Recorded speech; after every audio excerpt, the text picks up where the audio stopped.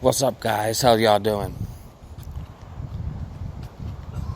It's Wednesday, September 23rd, 2020, and I am your host, CJ, of the Real Talk News channel. Before I continue, I'd appreciate it greatly if you would join me over on YouTube. You can find me there, youtube.com/Real Talk News. Make sure you subscribe to my channel and hit the notification bell. And then when I upload videos there, like and share. That will help my content be spread. I would greatly, from the bottom of my heart, appreciate it. Now, what I want to get into today is that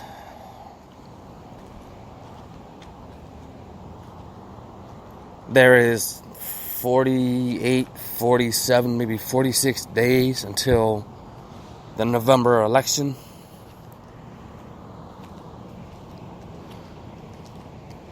It's been at the forefront all year long. And I'm sure by now that you've already seen the violence carried across the nation by the left, the liberal, leftist, insane, out of their brain hordes of people across this country.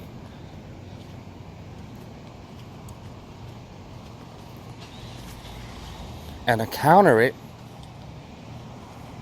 you have seen some far-right people interact, but the rest haven't been far-right. They have been militia groups, which are, yes, conservative, but they're pro-Constitution, pro-freedom, pro-liberty, pro-civil liberties and freedom.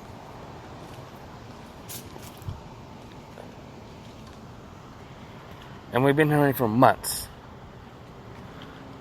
that both the Democrat and Biden and the Democrat Party will not bow down or concede to the election results. They will fight tooth and toenail. And Trump has said the same thing. Now, I'm not a Trump supporter, even though I may be a conservative. Yes, he's done some decent and good things for the country.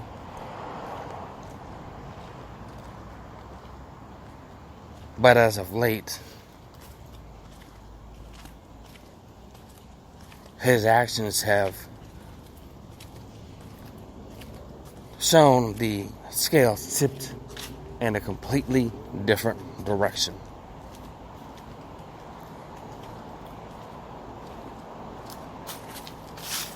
For quite some time now, there has been people in independent and alternative media warning of the civil war to come. It's already begun the beginning stages over the last few months of this year, throughout the spring and summer, and the early parts of fall.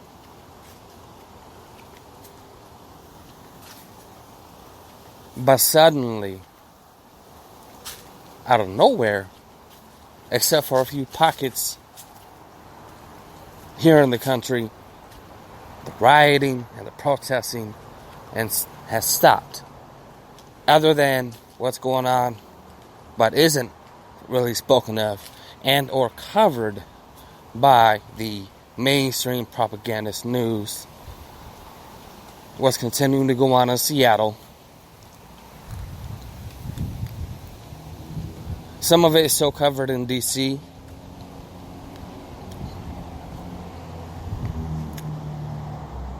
And then you have Oregon, where it's still starting to pick back up.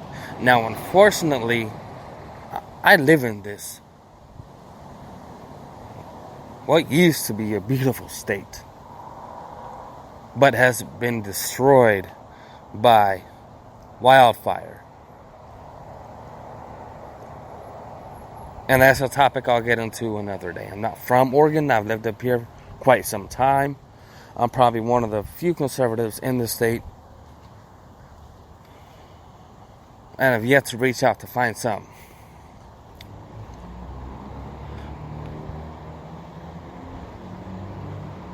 But the city in which I reside is very liberal, leftist, insane in the brain.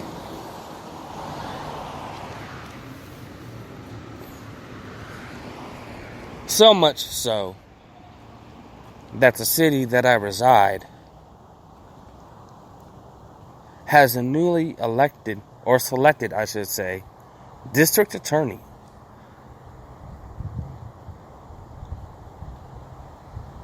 That was put in place a month and a half ago. And maybe 2 months.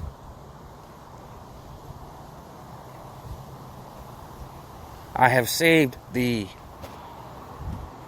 local fake news headlines concerning the so-called peaceful protests all summer long. I backed them up to a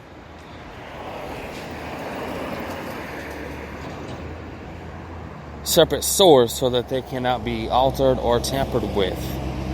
In case the day arrives that the local news, if you will, wishes to say and counter and propagandize what they reported on the past, and they have. Example, in the summertime when the riots were down here bad, they were getting out of control. And this is prior to President Trump sending in federal agents to handle the situation, because the local do-nothing scumbag Democrat leadership government within the city council, the mayor, and the governor herself, on more than one occasion, and I've saved the articles from the first time it was mentioned, ordering the police departments to stand down whenever there has been a protest between when Proud Boys would come up or whoever, and then Antifa was here. Even then, and this is going a couple years ago, they were ordered to stand down. And since then, that order has remained in place. So, when the feds were set in, they tried to blame all the violence and shit off on Trump and him having to send the feds in, which is far from the truth. It has to do with the fact that the police were ordered to stand down. And now with this new selected DA, when arrests are made, even at the federal level, the same Black Lives Matter and Antifa scumbags are not prosecuted to the extent of the law.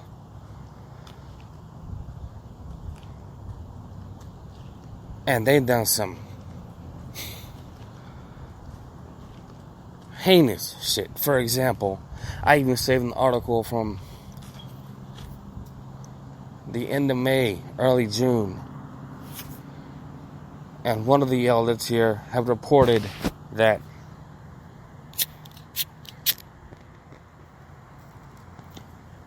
within the downtown area alone, prior to the continuance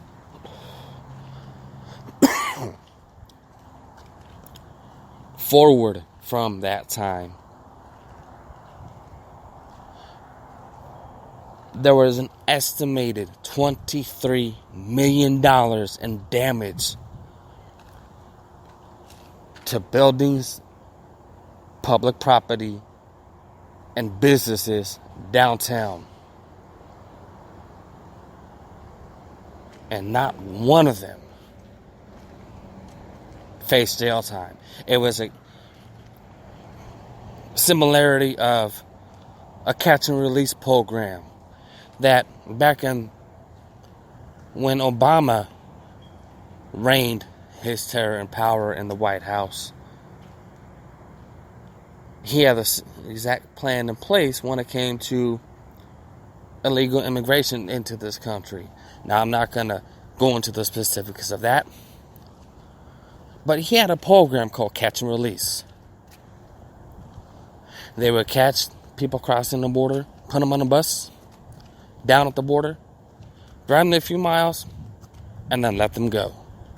So, that's a similarity when it comes to these people being with a slap on the wrist and let go. And this is beginning to be a common theme by local officials that are supported and funded and have a relation one way or another with this, one of the biggest scum of the earth, George Soros. Now I'm going to do a full expose on the Oregon State District Attorney. But you might want to look him up. Mike Schmidt is his name. Look at his track record so far. So, this kind of goes without saying. He's not prosecuting anybody. They're booked and released. That's his tactic. And it's been on record quite a few times throughout the years that Portland is an Antifa training ground. You can look that up. And I'm sure you'll find quite a few articles to back it up.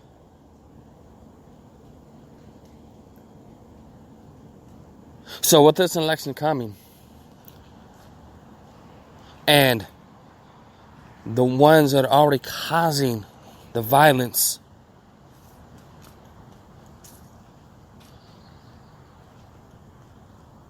are proclaiming their allegiance to Joe Biden.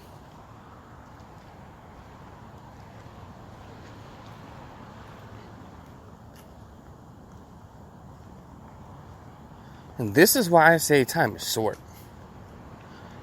Hell is going to break loose come this election, due to the fact that mail-in voting has been proven time and time again throughout history as a fraudulent system. How easy it is to change someone's vote, to add votes to one particular party, to sway it in the direction of their liking. Both Republican and Democrat have been caught doing it throughout the years. But now they're bringing it back again because of this so-called killer virus. It hasn't killed anybody.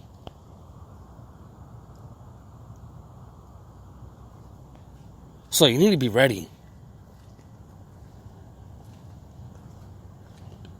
Get some firearms training and carry one on you at all times. When you leave your house, make sure you have one. Because you never know when one of them is going to pop off and cause you harm. It is your right, your God-given right to self-defense.